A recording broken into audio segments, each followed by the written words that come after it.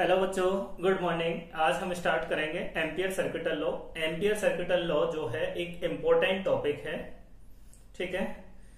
इस टॉपिक के अंदर हम देखेंगे कि एम्पियर सर्किटल लॉ क्या है, इसका स्टेटमेंट क्या है, इसकी रिक्वायरमेंट क्या है और इसको हम यूज कैसे करते हैं, ठीक है।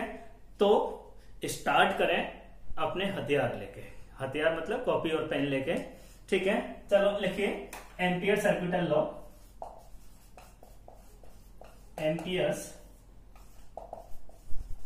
सर्किटल लॉ, ठीक। देखो सबसे पहले हम इसका क्या देखते हैं, स्टेटमेंट देखते हैं। इसका स्टेटमेंट देखते हैं कि एम्पियर सर्किटल लॉ क्या है। तो देखो स्टेटमेंट क्या है,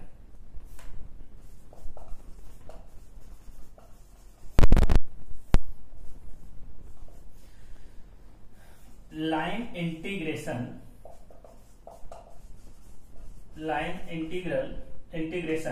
ऑफ मैग्नेटिक फील्ड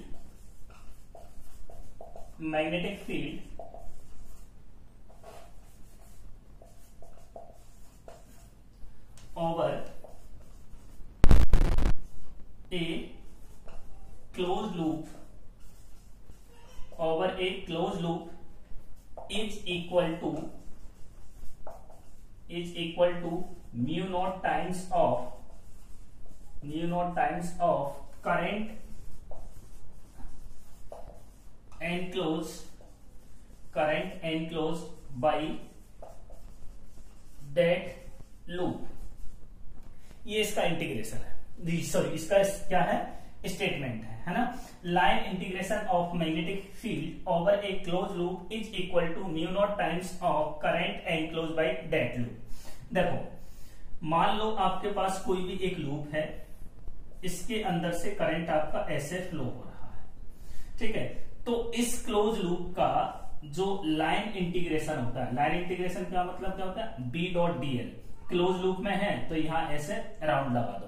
इस सर्कल का मतलब क्या है, क्लोज लूप है। और बी डॉट डीएल, डीएल जो है बी डॉट डीएल, इसको हम बोलते हैं line integration of magnetic field. और इसका मतलब क्या है, over a close loop is equal to mu naught times of I enclose. उस लूप के अंदर कितना करंट आपका एनक्लोज हुआ है, ये हो गया इसका स्टेटमेंट। कभी कभी सीबीएसई वाला बोर्ड एग्जाम में इसको पूछ लेता है 1-2 मार्क्स का, है ना। Line integration of magnetic field over a close loop is equal to mu naught times of enclose current. ये हो गया इसका स्टेटमेंट, ठीक है। अच्छा अब यहां पर देखो कि ये जो लूप है ना आपकी, ये जो लूप है वो आपकी कोई भी शेप की हो सकती है। Loop can be any shape. Loop जो है वो आपकी कोई भी शेप की हो सकती है, बट हम इसको यूज करेंगे किसमें, सिमेट्रिकल लूप में। सिमेट्रिकल जैसे सर्कल हो गया, स्क्वायर हो गया, रेक्टेंगल हो गया, इसमें इसको यूज करेंगे, ठीक है। अच्छा अब एक चीज और बताओ, क्या हमने गॉस लॉ जो पढ़ा था, गॉस लॉ में क्या था, थोड़ा सा उससे रिलेट कर लेते हैं इसको, है ना। इसके बाद थोड़ी इसकी चर्चा और करेंगे। गॉस लॉ जो था वो क्या था, ये था E dot D S is equal to Q naught by epsilon naught. ये क्यू क्या था, एनक्लोज चार्ज था, ठीक है। यहां पर था surface integral of electric field over a close loop is 1 by mu naught times of enclose charge, ये था। अब यहां देखो इन दोनों में डिफरेंस क्या है, बेसिकली एक तो ये डिफरेंस है कि यहां पर क्या है, सरफेस एरिया था, और एम्पियर सर्किटल लॉ में क्या है आपका, B dot D L is equal to mu naught times of I. यहां पर जो है वो क्या है, ये लाइन इंटीग्रल है, मतलब यहां पर एक लीनियर होगा और यहां पर क्या होगा, एरिया होगा। यहां मैग्नेटिक फील्ड है, यहां पर इलेक्ट्रिक फील्ड है। यहां म्यू नॉट ये कांस्टेंट है, यहां पर ये भी कांस्टेंट है। ये क्या है, एनक्लोज चार्ज है, और यहां पर क्या है, एनक्लोज करंट है, ठीक है। ये आपके पास क्या है, इन दोनों का बेसिकली देखा जाए तो एक जैसे ही है लगभग, है ना। अब थोड़ा और आगे चर्चा करें इसकी। एम्पियर सर्किटल लॉ जो है वो क्या है, देखो एम्पियर सर्किटल लॉ में हम लोगों के पास ये क्या है, एक लूप है। ये क्या है, एक लूप है। इस लूप के अंदर हम लोगों के पास क्या है, line close integral of magnetic field. Line integration of magnetic field over a close loop is equal to mu naught times of I. अब इसमें आपको कुछ पॉइंट याद रखने हैं, ठीक है, कुछ पॉइंट आपको याद रखने हैं और वो ये है, इसको मैं यहां लिख देता हूं, चलो छोटा बना दे। देखो क्या है, ये आपकी लूप थी, यहां मान लो करंट ये है, तो ये हो गया B dot D L is equal to mu naught times of I enclose. ठीक, ये आपका स्टेटमेंट है। अब इसमें आपको क्या देखना है, इसमें आपको ये याद रखना है कि यहां पर ये जो वैल्यू है कौन सी, ये जो वैल्यू है बी डॉट डी एल, ठीक है, नोट डाल के पहला पॉइंट लिख लें, B dot D L, B dot D L is independent on shape or size of loop, shape and size of loop.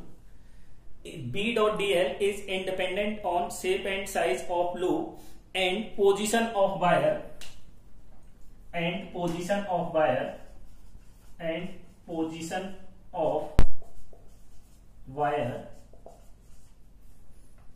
that carrying current inside loop। देखो एक बार ऐसे समझ लें कि इस वाली लूप के अंदर जो बी डॉट डी एल है, इसकी वैल्यू इसकी शेप और साइज पे डिपेंड नहीं करेगी। शेप और साइज, इसकी जो वैल्यू है वो शेप और साइज पर क्या होगी, इंडिपेंडेंट होगी। किसी भी शेप का आप ले लो, बी डॉट डी एल की वैल्यू हमेशा किसके बराबर आएगी, म्यू नॉट आई के बराबर आएगी, ठीक है। और दूसरा क्या है, ये जो पोजीशन ऑफ वायर है, मान लो आपका वायर यहां था, तब बी डॉट डी एल की वैल्यू मान लो म्यू नॉट आई थी।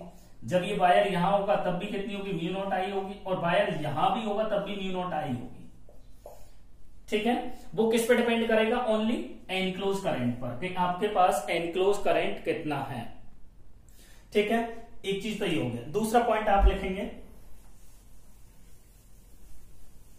दूसरा इसका जो पॉइंट है, if in A close loop B dot dl is equal to 0, if in a closed loop B dot dl is equal to 0, then it is चलो ऐसा लिख लें, then it does not mean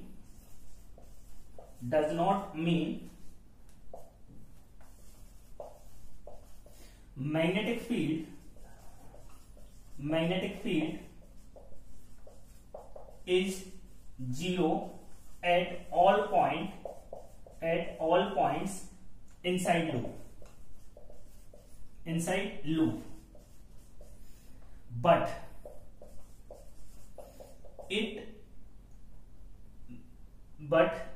it means total enclosed current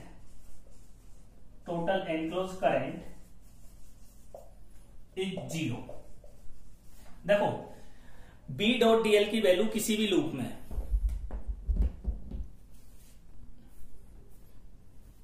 B dot D L की value किसी भी loop में आपकी कितनी है, 0 है। B डॉट डी एल का सरफेस इंटीग्रल किसी भी लूप में कितना है, 0 है।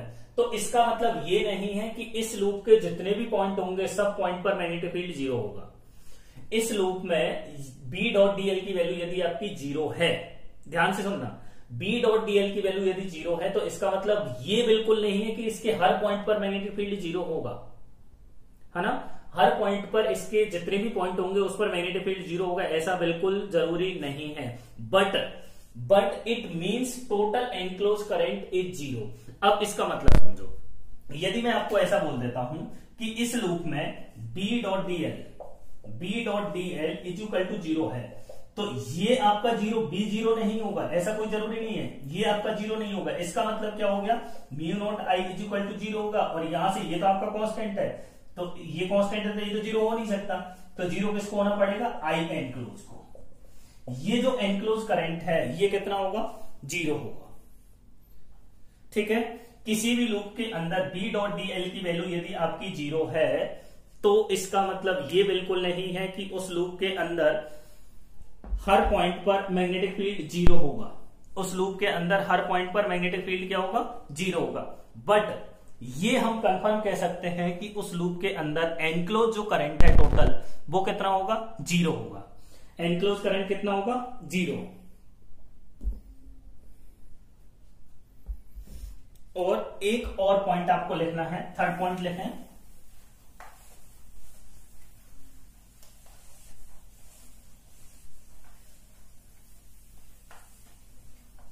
थर्ड पॉइंट लिखिए, current will be taken as positive.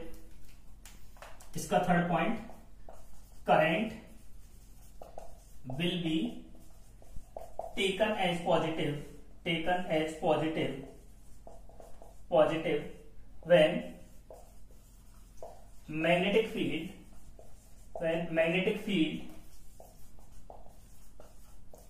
produced by that current is along dl vector। ठीक, अभी मैं इसको समझाऊंगा, आप नोट कर लें। When magnetic field produce that current is along dl vector and direction of and it is taken as negative when magnetic field produce by current is opposite to dl vector। देखो ऐसा समझो, मान लो आपके पास ये एक loop थी, ठीक है, ये एक लूप थी और यहां आपका करंट ऐसे था। ठीक है, चलो ऐसा बना लें, अभी ऐसा फील नहीं आएगा, थोड़ा सा ऐसा बना है इसको। ये आपके पास एक लूप थी, ठीक है, इसमें से जो कंडक्टर था वो ये था। ठीक है, अब यहां पर आपको मान लो ऐसे इसमें डायरेक्शन दे दी है। कैसे डायरेक्शन देती है, ऐसे दे दी। अब इसका मतलब समझो, इसका मतलब ये है कि करंट की इसमें ये जो डायरेक्शन आपको ऐसे दे दी है, तो इसका जो डीएल वेक्टर आपको मानना है वो इस डायरेक्शन के अलाउ मानना है। यहां पर मानोगे तो ये ऐसे घूम के आएगा, तो इसकी डायरेक्शन ऐसे होगी। यहां पर मानोगे ऐसे होगी, यहां पर मानोगे ऐसे होगी।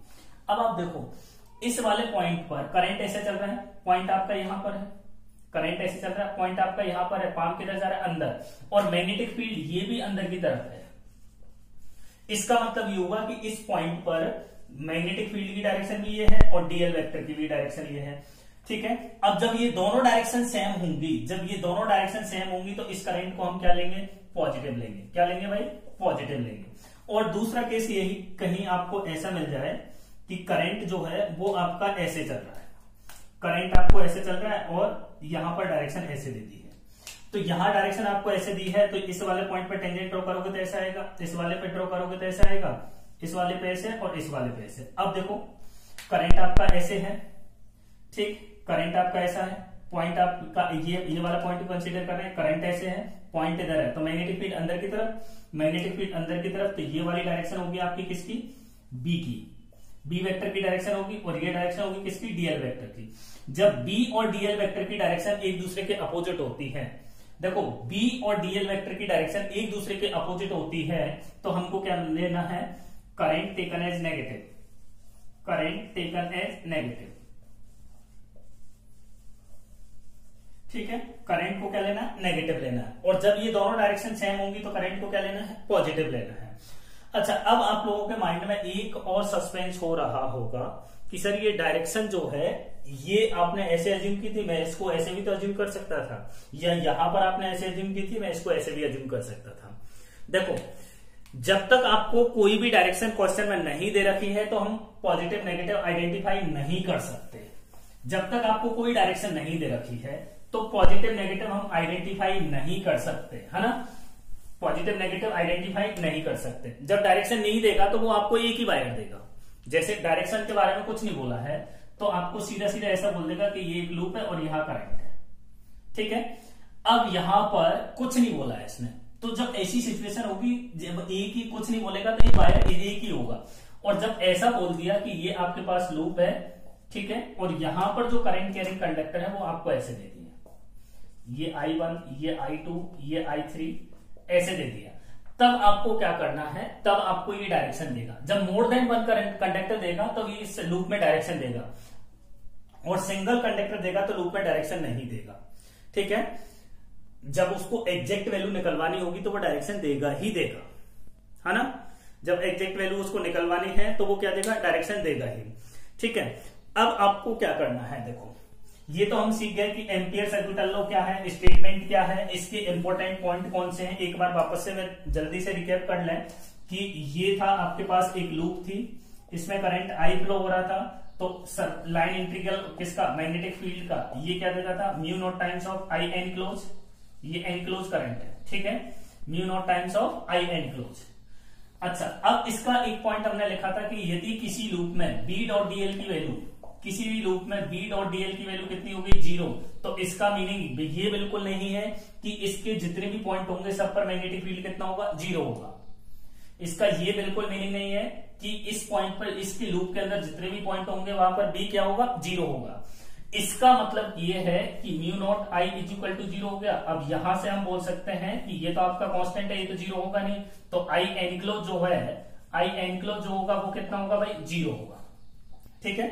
एनक्लोज करंट कितना होगा, 0 होगा, ठीक। अच्छा, इसके बाद जो दूसरा पॉइंट हमने देखा था वो क्या था कि बी डॉट डी एल जो है, बी डॉट डी एल की वैल्यू इस वायर के पोजीशन पे डिपेंड नहीं करेगी, चाहे वायर आपका यहां हो चाहे वायर आपका यहां हो। दूसरा ये है कि इस लूप की शेप और साइज पे डिपेंड नहीं करेगी, चाहे लूप आप ऐसी लें, चाहे लूप ऐसी लें, चाहे लूप आप ऐसी लें, किसी भी शेप और साइज की आप लूप ले सकते हैं, ठीक है। और तीसरा वाला पॉइंट जो था वो क्या था, डायरेक्शन आपको कैसे लेनी है। यदि बी वेक्टर और डीएल वेक्टर के बीच का, यदि बी वेक्टर और डीएल वेक्टर दोनों एक ही डायरेक्शन में हो, दोनों एक ही डायरेक्शन में हो, जैसे ऐसे मैं बोल दूं कि यहां पर आपका बी वेक्टर इधर है और डीएल वेक्टर भी इधर है, तो इस वाले केस में आपको करंट को क्या लेना है, पॉजिटिव, ठीक है। और कहीं ऐसा हो जाए कि बी वेक्टर आपका इधर है और डीएल वेक्टर आपका इधर है, तो करंट को क्या लेना है, आपको नेगेटिव लेना है। ये पॉइंट आपको ध्यान रखना है, ठीक है। अच्छा, अब हम इसके बारे में थोड़ा और चर्चा करते हैं कि इसका यूज कहां पर है। जैसे मैंने बोल दिया, मान लो कि आपके पास एक लूप है, इसके अंदर एक कंडक्टर है ये वाला और दूसरा कंडक्टर है, इसका मतलब समझ में आ गया कि इस वाले कंडक्टर में करंट अंदर चल रहा है, इस वाले कंडक्टर में करंट बाहर चल रहा है।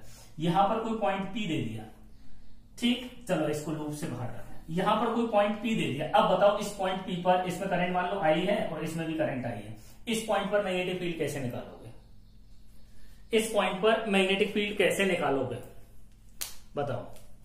अब यहां यदि आपने बायो सावर्ट लॉ लगाया, यहां यदि तुमने बायो सावर्ट लॉ लगाया तो ये मान के चलो कि तुम्हारी लंका पक्का लगने वाली है, प्राण पखेरु उड़ जाएंगे। यहां लगा दिए बायो सावर्ट लॉ तो, है ना, ठीक है। तो यहां पर हम बायो सावर्ट लॉ नहीं लगा सकते, तो क्या लगाएंगे, एम्पियर सर्किटल लॉ लगाएंगे, ठीक है। अब मैं आपको धीरे धीरे एक एक स्टेप करके लगाना, इसको एप्लीकेशन इसका बताता हूं, एम्पियर सर्किटल लॉ का कैसे हम इसको यूज करेंगे। देखो, सबसे बेसिक सा क्वेश्चन जो इसमें पूछा जाता है, find value of B dot D L in loop 1, 2 और 3। 3 लूप आपको दे दी है, इन तीनों लूप में बी डॉट डी एल की वैल्यू आपको निकालनी है। देखो, ये लूप आपकी है एक, ये दूसरी लूप, और यहां मैं मान लेता हूं तीसरी लूप, ठीक है।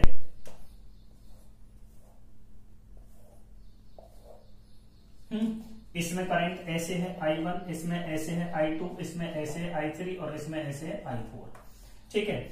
इसमें डायरेक्शन आपको ऐसे दे रखी है, इसमें भी डायरेक्शन ऐसे दे रखी है। चलो इसकी डायरेक्शन रिवर्स कर देते हैं, इसकी डायरेक्शन हमने ऐसे कर दी और इसकी डायरेक्शन ये है, ठीक है। अब देखो किसकी बात करते हैं, ये लूप 1 है, ये लूप 2 है और ये लूप 3 है। लूप 1 की बात करें, 4 लूप 1 है ना, 4 लूप 1, लूप 1 की यदि मैं बात करता हूं तो इसमें बी डॉट डीएल की वैल्यू निकालनी। तो देखो इस लूप में आपको कैसे देखना है, इसका एक शॉर्टकट आपको ऐसे देखना है कि यदि आपकी लूप में ऐसे डायरेक्शन है, ठीक है, और कंडक्टर आपका ऐसे है, तो कैसे निकालो। देखो लूप में जैसे डायरेक्शन दे रखी है वैसे फिंगर को क्रल करो, लूप में जैसे डायरेक्शन दे रखी है वैसे फिंगर को क्रल करो। यदि थंब की डायरेक्शन करंट की डायरेक्शन में आती है तो पॉजिटिव मानना है। फिर वापस सोचो, वापस सुनो एक बार। यदि लूप में जो डायरेक्शन दे रखी है उस लूप की डायरेक्शन के अलोंग फिंगर को क्रल करो, लूप में जो डायरेक्शन दे रखी है उस डायरेक्शन के अलोंग फिंगर को क्रल करो। फिंगर को क्रल किया और जिस डायरेक्शन में आपका थंब है उसी डायरेक्शन में करंट है तो करंट को क्या लेना है, पॉजिटिव, ठीक है। और जिस डायरेक्शन में आपका थंब है उसके अपोजिट डायरेक्शन में करंट है तो उसको क्या लेना है, नेगेटिव लेना है। अब यहां देखो, यहां देखेंगे लूप 1 के लिए हम अप्लाई करते हैं इसको, तो इसमें करंट आप देखो डायरेक्शन इसमें ऐसे दे रखी है, डायरेक्शन ऐसे दे रखी है, थंब किधर चल रहा है, ऊपर की तरफ, तो अपवर्ड डायरेक्शन को आपको क्या मानना है, पॉजिटिव मानना है। करंट ऐसे, करंट की डायरेक्शन में फिंगर को क्या करो, क्रल करो।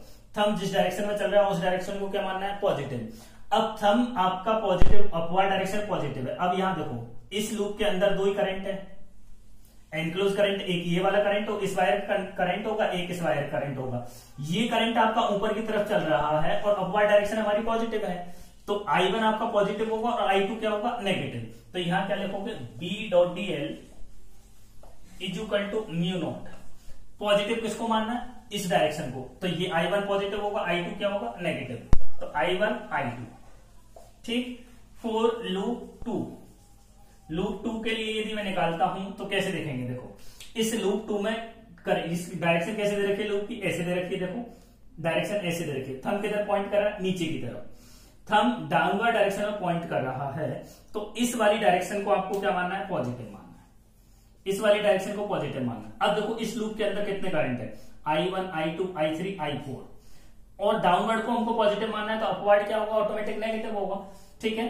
अब देखो डाउनवर्ड में क्या है, तो पहले हम यहां लिख देते हैं B dot D L is equal to mu naught, ठीक है। डाउनवर्ड में कौन कौन है, I2 है और I4 है, तो यहां लिख देंगे I2 plus I4 minus upward में I1 और I3, तो यहां लिख देंगे हम I1 माइनस I3, ठीक। अच्छा, और इस लूप 3 की बात करें, फॉर लूप 3 के अंदर देखो डायरेक्शन कैसे दे रखी है, डायरेक्शन ऐसे दे रखी है, देखो डायरेक्शन, ये जो डायरेक्शन दे रखी है उस डायरेक्शन में फिंगर को क्रल करो, थंब अपवर्ड डायरेक्शन में पॉइंट करेगा, तो थंब अपवर्ड डायरेक्शन में पॉइंट करेगा तो ये वाली डायरेक्शन आपको क्या माननी है, पॉजिटिव, बट इसमें करंट डाउनवर्ड डायरेक्शन में है, तो क्या लिखोगे, B dot D L is equal to mu naught times of minus current कितना, एक वायर है तो ये हो जाएगा I4, ठीक है। करंट आपको वही लेना है जो उस लूप से पास हो रहा है। जैसे इस लूप में मैंने I3 I2 और I1 को नहीं लिया है क्योंकि वो उस लूप के बाहर है ना, क्योंकि वो करंट जो है वो उस लूप के बाहर है, तो वो करंट ही आपको लेना है जो लूप से पास हो रहा है, ठीक है। अच्छा, अब आगे हम बात करते हैं application of ampere circuital law, है ना, application of ampere circuital law. बहुत प्यारे प्यारे से क्वेश्चन होंगे और बहुत तगड़े भी होंगे, है ना। बिल्कुल बेसिक से स्टार्ट करते हैं, है ना। देखो application of ampere circuital law, application of ampere circuital law, ampere circuital law, ampere circuital law के एप्लीकेशन। देखो अब आपको पता चलेगा कि हम इसको कैसे यूज कर सकते हैं। पहला है magnetic field, magnetic field due to current carrying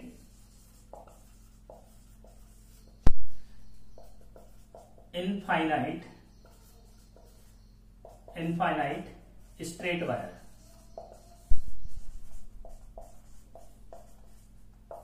straight wire. देखो यहां पर हम जितने भी चर्चा करेंगे इस एम्पियर सर्किटल लॉ के अंदर, जितने भी करंट कैरिंग आपके कंडक्टर होंगे वो सारे इनफाइनाइट होंगे, है ना। तो आज की क्लास में फाइनाइट कुछ नहीं होने वाला, सब इनफाइनाइट होने वाले, है ना। तो देखो मान लो आपके पास एक कंडक्टर है, ये कंडक्टर है, इसके अंदर करंट कितना है, I है, ठीक है। अब आपको कहां पर, इस पॉइंट पर मैग्नेटिक फील्ड निकालना है, पी पॉइंट पर। क्या करना है, इस पी पॉइंट पर मैग्नेटिक फील्ड निकालना, और इसकी डिस्टेंस कितनी है, आर है। ये करंट कैरिंग कंडक्टर इनफाइनाइट है, तो यहां डॉटेड बना दो। ठीक है, इस पॉइंट पर आपको क्या करना है, मैग्नेटिक फील्ड निकालना है। तो इस पॉइंट पर मैग्नेटिक फील्ड आप कैसे निकालोगे, देखो जो भी पॉइंट है उस पॉइंट से पास होने वाली एक लूप बना दो। ये पॉइंट था पी, इस पी पॉइंट से पास होने वाली एक लूप मैंने बना दी, तो इस लूप को बोलते हैं हम एम्पियर्स लूप, है ना। इस लूप को हम क्या बोलते हैं, एम्पियर्स लूप बोलते हैं। ठीक है, अब डायरेक्शन एक ही कंडक्टर है तो हम अपने हिसाब से मान सकते हैं। ठीक है, अब देखो यहां पर करंट ऐसे चलेंगे तो करंट ऐसे है, तो इस डायरेक्शन को मैं इसमें लूप की डायरेक्शन मान लेगा। एक ही वायर होगा तो आपको कोई डायरेक्शन की देखने की जरूरत नहीं है। ठीक है, और एक से ज्यादा होंगे तो वो आपको बता ही देगा कि डायरेक्शन आपको कैसे अज्यूम करनी है। अब इस पॉइंट पर मेरे को निकालना है। ठीक है, इस पॉइंट पर मेरे को निकालना है, तो यहां पर हम क्या मानेंगे, एक डीएल वेक्टर मानेंगे। ठीक, ऐसे ही डीएल वेक्टर यहां भी होगा, ऐसे ही डीएल वेक्टर यहां भी होगा, और डीएल वेक्टर आपका यहां भी होगा। ऐसे बहुत सारे डीएल वेक्टर होंगे। ठीक है, अब हमको क्या करना है, according to Ampere circuital law, Ampere circuital law के अकॉर्डिंग मेरे को क्या पता है, B dot D L is equal to mu naught times of I enclose, mu naught times of I enclose. ठीक है, अब आप देखो कि यहां पर मैं देखता हूं तो देखो करंट ये ऐसा चल रहा है ना आपका। ठीक, ये डायरेक्शन ऐसे है, तो इस वाले पॉइंट पर यदि आप देखोगे तो करंट आपका ऐसा है, पॉइंट यहां पर है पाम के अंदर की तरफ, तो मैग्नेटिक फील्ड भी इसी डायरेक्शन में आएगी, मैग्नेटिक फील्ड भी इसी डायरेक्शन में होगी। अब इसका मतलब क्या हो गया, इसका मतलब ये हो गया कि बी और डीएल वेक्टर के बीच का एंगल कितना है भाई, 0 डिग्री है। तो क्या मैं इसको ऐसे लिख सकता हूं, B D L cos 0 degree, B D L cos 0 degree is equal to mu naught I enclose. अब आप यहां देखोगे तो जितने भी ये लूप हमने बनाई है उन सबकी डिस्टेंस क्या है, सेम है, सबकी डिस्टेंस सेम है। तो ये जो मैग्नेटिक फील्ड है आपका, ये जो मैग्नेटिक फील्ड है वो क्या है, कांस्टेंट है। ये जो मैग्नेटिक फील्ड है वो क्या है, कांस्टेंट। तो इस मैग्नेटिक फील्ड को बाहर ले लो, तो इसके बाद आपके पास क्या हो जाएगा, बी तो बाहर आ गया, अंदर क्या बचा, D L is equal to mu naught I enclose कितना है भाई, आई है, इसमें जितना करंट होगा वही है, आई एनक्लोज कितना, आई है। अब इस डीएल वेक्टर का क्या करना है, इंटीग्रेशन करना है। क्लोज लूप में इस डीएल वेक्टर का आपको इंटीग्रेशन करना है, तो छोटे छोटे डीएल को आप ऐड करोगे, ये सारे डीएल को आप ऐड करोगे तो क्या मिलने वाला है, डीएल को ऐड करोगे तो डीएल डीएल डीएल जो आएंगे, ये डीएल ये डीएल ये डीएल, सारे डीएल को आप ऐड करोगे तो क्या मिलेगा, इस लूप का सरकमफेरेंस मिलेगा। क्या मिलेगा, लूप का सरकमफेरेंस। तो ये हो गया बी, और डीएल की वैल्यू कितनी, 2 पाई आर, आर क्या है, इस लूप की रेडियस है। ठीक है, तो बी डीएल का इंटीग्रेशन किया तो 2 pi R is equal to mu naught I, और बी इज इक्वल टू कितना हो जाएगा, mu naught I upon 2 pi R. क्या इनफाइनाइट वायर के कारण मैग्नेटिक फील्ड का फॉर्मूला यही आया था, mu naught I upon 4 pi D, 4 pi D नहीं, वो तो था mu naught I upon 2 pi D, ये आया था इनफाइनाइट वायर के कारण मैग्नेटिक फील्ड किसी भी पॉइंट पर। ठीक है, अब यहां से भी यही आया है। ठीक है, किसी भी पॉइंट पर मैग्नेटिक फील्ड यदि आप निकालोगे तो वो ये कितना आया था, इनफाइनाइट वायर के कारण mu naught I upon 2 pi D आया था, और यहाँ कितना है, वो ये देखो mu naught I upon 2 pi R. अरे डिस्टेंस पहले वहां डी दे रखी थी, यहाँ आर दे रखी है, यहां भी यदि आर की जगह डी रख दोगे तो वही नहीं आ जाएगा सेम। तो इसका मतलब क्या हो गया, अब देखो बायो सावर्ट लॉ आपने लगाया था, उसमें खूब पहले तो कैलकुलेशन की, फिर फॉर्मूला याद रखो। ठीक है, तो एम्पियर सर्क्यूटल लॉ से क्या कर सकते हैं, हम कैलकुलेशन को इजी कर सकते हैं और जल्दी हम आंसर ला सकते हैं। ठीक है, कैलकुलेशन को हम क्या कर सकते हैं, इजी कर सकते हैं और जल्दी ही हम उसका आंसर ला सकते हैं। ठीक है, अब थोड़ा सा कुछ 1-2 ग्राफ और बना लेते हैं। देखिए यहां मैं मिटा दूं इसको। ठीक है, अब आप देखिए कि यदि मैं बी डॉट डीएल के बीच का ग्राफ बनाता हूं, सुनिए, बी डॉट डीएल के बीच का ग्राफ बनाता हूं तो क्या आने वाला है, देखो यहां पर है आपके पास बी डॉट डीएल, ये बी डॉट डीएल है। अब ये जो बी डॉट डीएल है उसके इक्वल टू कितना, म्यू नॉट आई एनक्लोज है। तो आप इसमें करंट जो पास हो रहा है वो आई कांस्टेंट है, म्यू नॉट आई कांस्टेंट है, तो इसकी जो आर के साथ ग्राफ बनेगा, बी डॉट डी एल का आर के साथ जो ग्राफ बनेगा वो क्या होगा, सीधा स्ट्रेट लाइन आएगा। क्या आएगा भाई, सीधा स्ट्रेट लाइन आएगा। ठीक है, स्ट्रेट लाइन क्यों आएगा, क्योंकि ये वैल्यू जो है वो आपकी क्या है, पूरी कांस्टेंट है। देखो B dot D L is equal to mu naught I enclose, mu naught तो आपका कांस्टेंट होता ही है, आई एनक्लोज जो है इस लूप के अंदर करंट जो है वो तो कांस्टेंट है, आई की वैल्यू। ठीक है, इसलिए ये ऐसा ग्राफ आएगा। अब इसके बाद यदि मैं B और R के बीच का ग्राफ बनाता हूं, देखो B और R, यहां से आप देखो तो ये वैल्यू तो आपकी कांस्टेंट, नीचे 2 पाई कांस्टेंट, तो B जो है वो इनवर्सली प्रोपोर्शनल है किसके, R के। तो B और R के बीच का आप ग्राफ बनाओगे तो ये ऐसा बनने वाला है। B और R के बीच का ग्राफ कैसा आएगा, ऐसा आएगा, इनवर्सली प्रोपोर्शनल वाला। ठीक है, B डॉट DL के बीच का जो ग्राफ आएगा वो क्या होगा, इनवर्सली प्रोपोर्शनल आएगा इसके। ठीक, देखो बी डॉट डी एल के बीच का हमने जो ग्राफ बनाया था वो ये आया था, क्योंकि वहां इक्वल टू में कितना था, एक बार और देखें। चलो देखो बी डॉट डी एल के इक्वल टू में कितना था, म्यू नॉट आई था। तो ये इसकी यदि बी डॉट डी एल का किसके साथ, आर के साथ में ग्राफ बनाऊंगा तो वो ऐसा आएगा। क्यों आएगा ऐसा, क्योंकि ये वैल्यू तो आपकी पूरी कांस्टेंट है। जब ये कांस्टेंट है तो B dot D L equal to constant हो जाएगा, तो वो डिस्टेंस के साथ चेंज नहीं होगा। और दूसरा b इक्वल टू कितना आया था आपका, mu naught I upon 2 pi R आया था। तो इसमें देखो ये पूरी वैल्यू कांस्टेंट है, तो इससे क्या हो गया, b inversely proportional to r हो गया। b इनवर्सली प्रोपोर्शनल r है, तो b और r के बीच का जो ग्राफ आएगा वो कैसा आएगा, ऐसा आएगा। ठीक है, अब एक और एप्लीकेशन देखते हैं, magnetic field due to long hollow cylinder. दूसरा जो है magnetic field due to long hollow cylinder.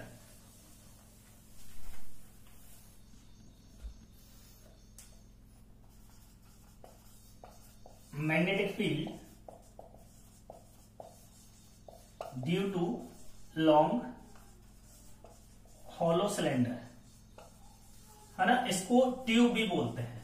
क्या बोलते हैं, ट्यूब। देखो क्या हो, जैसे मान लो आपके पास ये सिलेंडर है, ठीक है, ये सिलेंडर है, ये इनफाइनाइट लेंथ का है ना, ऐसे।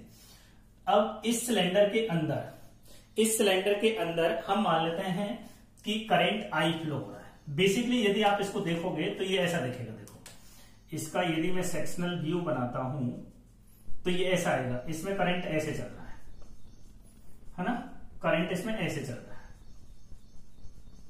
यहां बना दो, चलो वहां गंदा हो जाएगा। ये करंट आपका ऐसे चल रहा है, ठीक है, और इसमें जो टोटल करंट है वो कितना है, आई है। ठीक, let total current passing through cylinder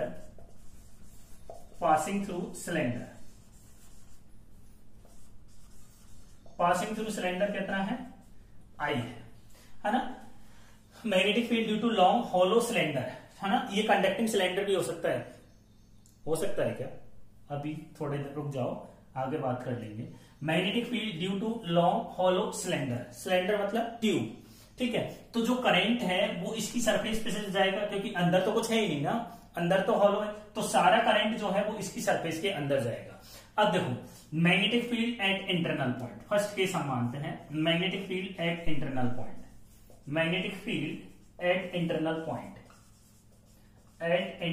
point, ठीक है। और हम ये एज्यूम कर लेते हैं कि इस सिलेंडर की जो रेडियस है वो कैपिटल आर है। इस सिलेंडर की रेडियस कितनी है, कैपिटल आर, ठीक है।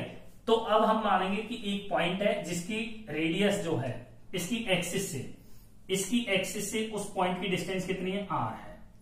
यहां पर हमने एक पी पॉइंट मान लिया, तो वो उस पॉइंट की सिलेंडर की एक्सिस से डिस्टेंस कितनी है, स्मॉल आर है, और ये जो स्मॉल आर है वो कैपिटल आर से छोटा है। अरे भाई इंटरनल पॉइंट है तो रेडियस से तो कम ही होगी ना इस आर की वैल्यू, ठीक है।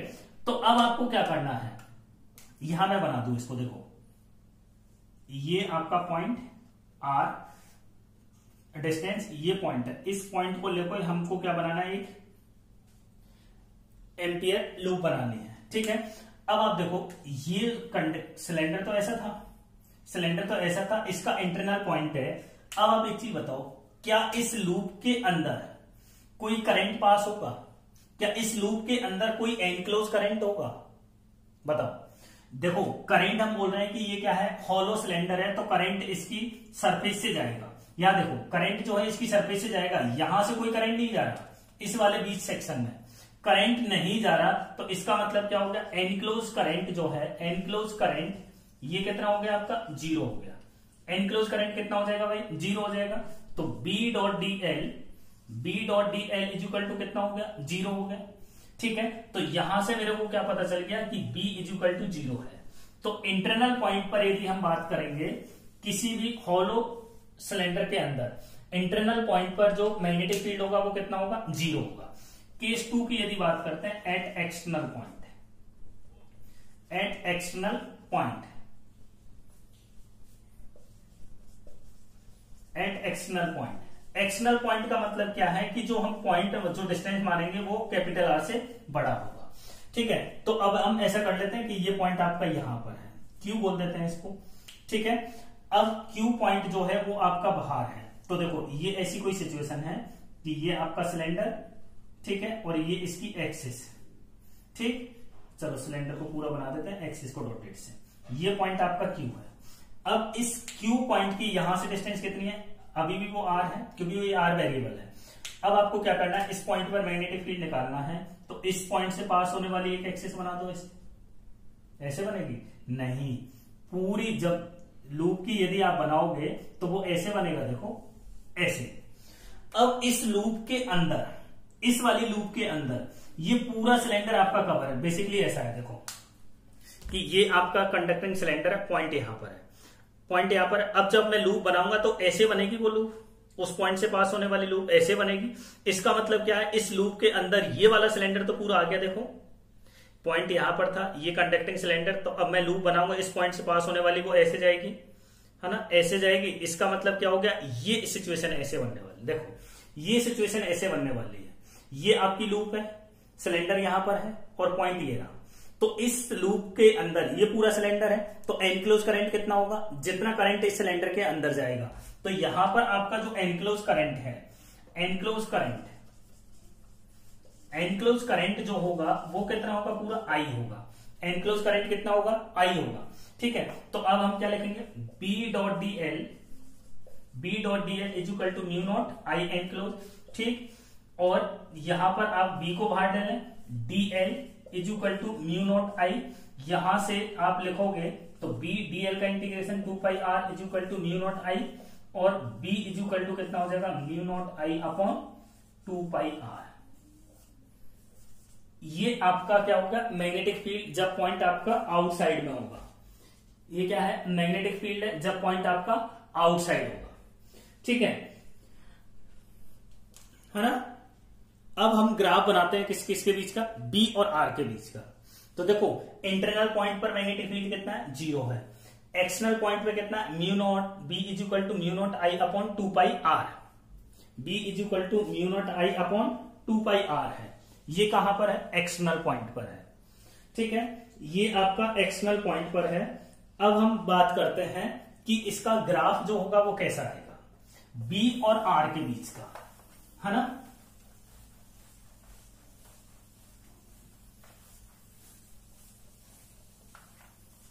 देखो ये आपकी वैल्यू आई थी जब केस फर्स्ट था, तो बी की वैल्यू कितनी थी, 0 थी। और जब केस 2 था, केस फर्स्ट कौन सा था, इंटरनल पॉइंट, इंटरनल पॉइंट। ठीक है, और ये जो था वो क्या था, एक्सटर्नल पॉइंट, एक्सटर्नल पॉइंट। तो इंटरनल पॉइंट पर जो वैल्यू आई थी बी की वो कितनी थी, 0। एक्सटर्नल पॉइंट पे जो वैल्यू आई थी mu naught I upon 2 pi R.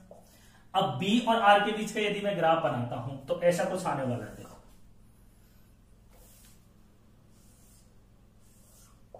ये है आपका बी और ये है आपका आर। ठीक है, इंटरनल पॉइंट पर मेरे को पता है कितना है, 0। इंटरनल पॉइंट बेसिकली क्या है, ये आपका सिलेंडर है। ठीक है, ये इसकी एक्सिस। तो एक्सिस से मैं यहां तक पहुंचूंगा, ये क्या है, इसकी रेडियस है ना। जब एक्सिस से यहां तक पहुंचूंगा तब तक मैग्नेटिक फील्ड 0 रहेगा। तब तक मैग्नेटिक फील्ड क्या होगा, 0 रहेगा। मतलब इस आर की जो वैल्यू है, इस आर की वैल्यू जब तक कैपिटल आर नहीं हो जाती तब तक उसकी वैल्यू क्या होगी, 0 होगी। ठीक है, तो ये देखो यहां मैं बना देता हूं R is equal to capital R. ठीक, तो इंटरनल पॉइंट पर मैग्नेटिक फील्ड कितना है, 0 है। इसके बाद जो मैग्नेटिक फील्ड है वो इनवर्सली प्रोपोर्शनल है किसके, आर के, तो इसके बाद इनवर्सली प्रोपोर्शनल वाला ग्राफ बनेगा ऐसे, ठीक है ना। और इस पॉइंट पर जो बी की वैल्यू है, इस वाले पॉइंट पर जो बी की वैल्यू है वो कितनी है, म्यू नॉट आई अपॉन 2 पाई। इस आर की जगह पर क्या लिखेंगे, देखो यहां जो आर है उसकी जगह पर कैपिटल आर लिख देंगे। तो मैक्सिमम मैग्नेटिक फील्ड कहां होगा, इस वाले पॉइंट पर, इसकी सरफेस वाले पॉइंट पर। उसके अंदर जाएंगे, सरफेस वाले पॉइंट के अंदर जाएंगे, मतलब इंटरनल पॉइंट पे जाएंगे तो मैग्नेटिक फील्ड क्या होगा, 0 होगा। और सरफेस से हम दूर जाएंगे, एक्सटर्नल पॉइंट पे जाएंगे तो मैग्नेटिक फील्ड फिर से क्या होगा, डिक्रीज होता जाएगा। मैग्नेटिक फील्ड फिर से क्या होता जाएगा, डिक्रीज होता जाएगा। ठीक है, अब एक और करते हैं, magnetic field due to long solid cylinder.